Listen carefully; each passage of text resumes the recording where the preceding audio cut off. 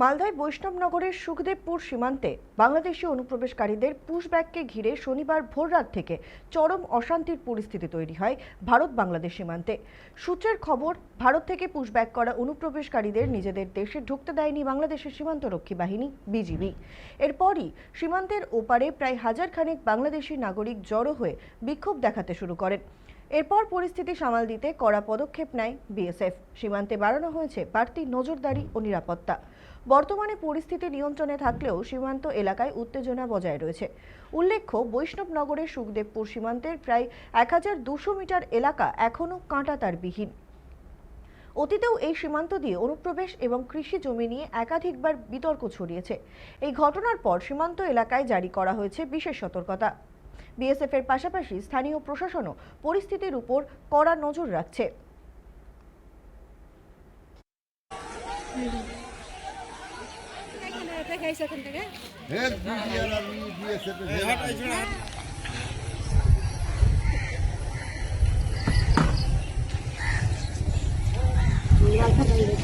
এখানে আমাদের বাংলাদেশিরা সব অত্যাচার করছে, আবার 5,000 থেকে 7,000-এর উপরে লোক হবে। এই পুরো রাস্তার কানা লোক আছে। এই সামনে দেখতে পাচ্ছেন, আপনি দেখতে পাবেন না হয়তো। এই যে দেখেন, এই দূরে দেখা যাচ্ছে অনেক লোক এখনও আসছে। সেই বাংলাদেশিরা আবার আক্রান্ত করার চেষ্টা করছে, কিন্তু আমাদেরকে বেঁধে রেখেছে বিএসএফ। আমরাকে যদি অর্ডার দেয় তাহলে আমরা যেতে প্রস্তুত। আমাদের অনেক লোক দাঁড়িয়ে আছে কিন্তু যেতে পারছে না। ওরা কি কারণে এসছে? ওরা এসছে আমরা কারণটা বুঝতে পারছি না, কিন্তু ওরা যা এর আগে রাস্তাটা হতে দেবে না মনে হয়, এই সব বুঝতে পারছি। বিএসএফও এখনও গেছে আমাদের বিএসএফ এখন বলছে তোমরা এখন দাঁড়িয়ে থাকো, এখন উত্তেজনা হতে হবে না। এই জন্য আমরা ছাদ থেকে দেখছি বা রাস্তার ধারে ধারে অনেকগুলো লোক দেখছে। বাংলাদেশিরা মানে পুশিন নিয়ে ওরা বলছে, বিরোধিতা করছে যে ওদের দেশের নাগরিক যারা অবৈধভাবে আমাদের দেশে এসেছিল, বিগত 5 বছর 10 বছর এখানে অবৈধভাবে বসবাস করার পর যখন সরকার পরিবর্তন হয়েছে, এখানে মুখ্যমন্ত্রী বলেছে বাংলাদেশিদেরকে আমরা একটাকেও রাখবো না, প্রত্যেকটাকে বাংলাদেশে পাঠাবো। তো বিভিন্ন সীমান্ত দিয়ে ওদেরকে বাংলাদেশে পাঠানোর একটা পরিস্থিতি চলছে। কিন্তু ওরা সেই অবৈধ, আমাদের এখানে অবৈধ, কিন্তু বাংলাদেশে তো তারা বৈধ, বাংলাদেশের নাগরিক। কিন্তু বাংলাদেশ কতটা নির্লজ্জ দেশ যে তারা নিজের দেশের নাগরিককে ওরা গ্রহণ করতে চাইছে না। সেটা নিয়েই ওখানে ওরা বিক্ষোভ করছে, আন্দোলন করছে। আর এই সেই স্পট, আমি আবার সরকারকে মনে পড়াতে চাই যে এই সেই জায়গা যেটা দিয়ে ওরা এতদিন অবৈধভাবে প্রবেশ করে এই দেশে এসেছিল। এটা এখনও ফেন্সিং হয়নি। 1 বছর আগে সেই বিস্তর ঝামেলা হয়েছে, আমরা বুকে পাথর খেয়েছি ঝামেলা করতে গিয়ে।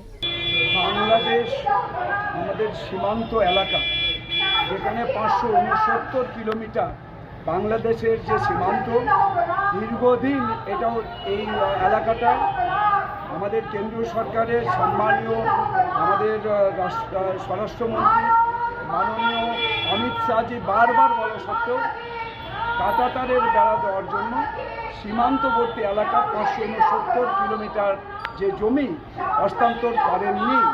আজ আমাদের রাজ্যে মাননীয় মুখ্যমন্ত্রী সম্মানীয় শুভেন্দু অধিকারী মহাশয়ের নেতৃত্বে যে পশ্চিমবঙ্গ সরকার, এই সরকার প্রথমেই আমাদের পশ্চিমবঙ্গ সহ সারা দেশকে সুরক্ষিত করবার উদ্দেশ্যেই প্রথমেই হচ্ছে যে আমাদের এই 569 কিলোমিটার যে জমি, সেই জমি হস্তান্তর করেছেন, বিএসএফকে দেওয়া হয়েছে। ইতিমধ্যে কাজ শুরু হয়েছে। যারা ভারতবর্ষে ডেমোগ্রাফিকে চেঞ্জ করবার জন্য চেষ্টা করছে দীর্ঘদিন ধরে, আমাদের প্রশাসন সেই সমস্ত অনুপ্রবেশকারীদের তাদের নিজের দেশে ফেরত পাঠাচ্ছিল।